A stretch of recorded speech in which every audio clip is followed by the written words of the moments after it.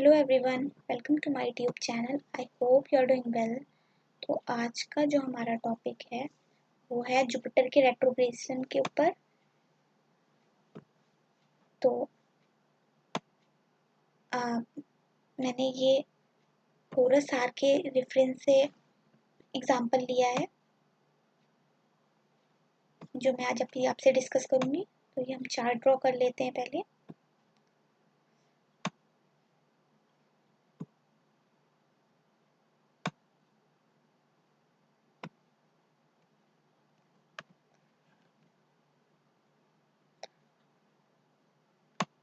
तो श्लोक में ये लिखा हुआ है कि जो आपका अगर आपका स्कॉर्पियो असेंडेंट है तो 9th ज़ोडिएक सेकेंड हाउस में आएगा, 10th थर्ड हाउस में।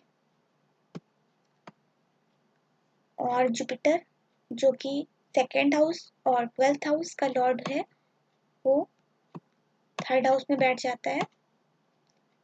मतलब जो संतान भाव है 5th हाउस है उसका, वैसे भी जुपिटर 5th हाउस का कारक है। और यहाँ पर मीन राशि की वजह से जुपिटर की रिस्पॉन्सिबिलिटी और ज़्यादा हो गई संतान को लेकर वृश्चिक लग्न वालों के लिए।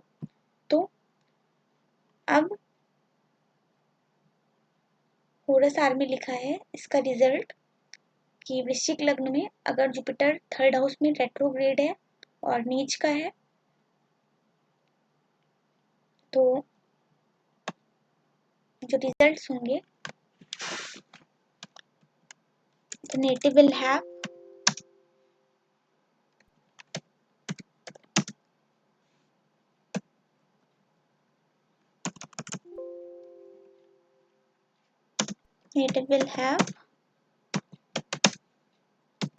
many children.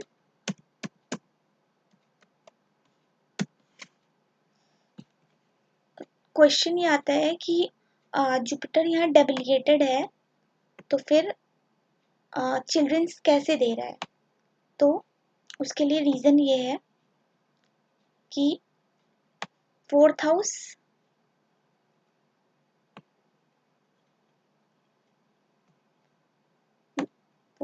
में जुपिटर एक्सॉल्टेड होता है,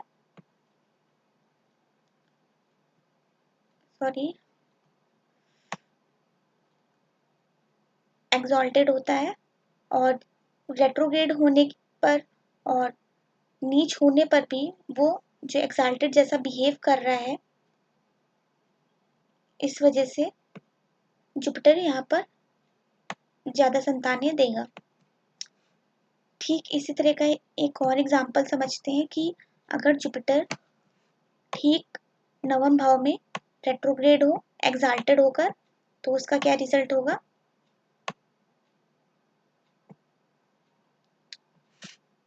तो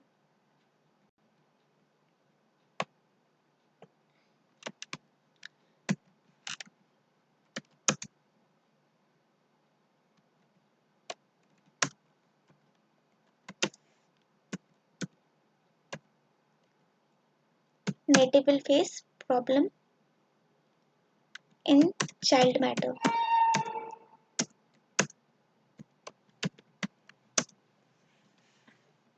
क्योंकि इसके पीछे रीजन इसका ये होगा,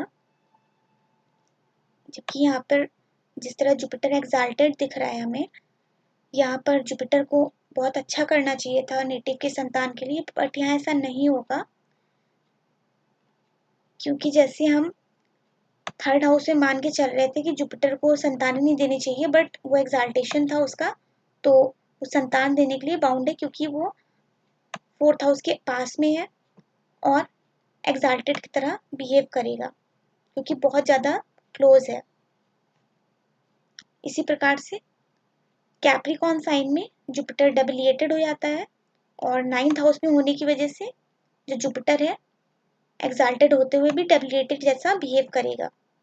इस वजह से संतान से रिलेटेड मैटर्स में असफलता देगा, प्रॉब्लम फेस करवाएगा नेटिव को, जबकि डेबिलिएटेड होते हुए भी थर्ड हाउस में जुपिटर अच्छा काम कर रहा है संतान के एस्पेक्ट से। अगर आपको यह जानकारी पसंद आई हो तो मेरे चैनल को सब्सक्राइब करिए और मेरे वीडियो को लाइक करिए। Thank you.